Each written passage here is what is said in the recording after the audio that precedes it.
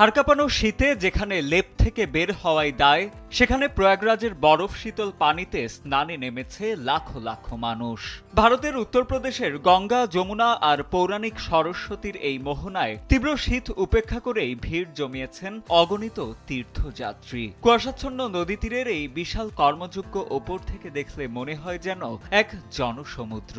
একদিকে স্বেচ্ছাসেবীদের মাইকিং আর শৃঙ্খলা বজায় রাখার চেষ্টা, অন্যদিকে বাদ্যযন্ত্র ও উলুধ্বনিতে মুখর পুরো এলাকা।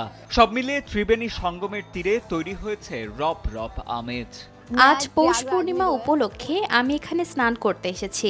কথিত আছে যে এই পবিত্র দিনে এখানে স্নান করলে মানুষের মনের সব আশা পূরণ হয় এবং সব ধরনের রোগবালাই থেকে মুক্তি পাওয়া যায়। মূলত মাঘ মেলা ও পৌষ পূর্ণিমার স্নান ঘিরেই এ আয়োজন। আগতদের বিশ্বাস, এই পবিত্র মোহনায় ডুব দিলেই মুক্তি মিলবে সব পাপ ও ব্যাধি থেকে।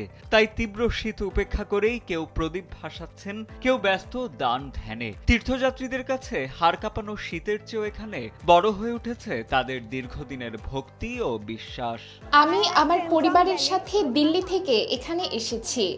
আজ প্রয়াগরাজে প্রথম স্নান এবং পৌষ পূর্ণিমা। আমাদের বিশ্বাস এই দিনে এখানে দান করলে সব চাওয়া পাওয়া পূরণ হয়। কর্তৃপক্ষের দাবি, ৩রা জানুয়ারি সকালেই ত্রিবেণী সঙ্গমে স্নান সেরেছেন প্রায় ৯ লাখ মানুষ।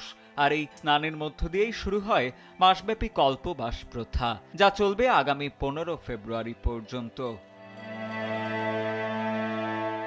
তবে বিশাল এই জনস্রোত সামলাতে হিমশিম খেতে হয় স্থানীয় প্রশাসনকে। উৎসব চলাকালীন প্রায় ১৫ কোটি মানুষের সমাগম হতে পারে ভেবে মেলা প্রাঙ্গণে নেওয়া হয় কঠোর নিরাপত্তা ব্যবস্থা।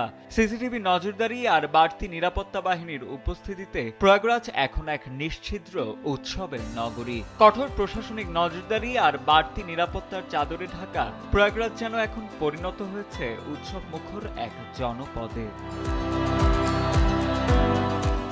সাদিদ আনিল, ডেস্ক রিপোর্ট, সময়ের আলো।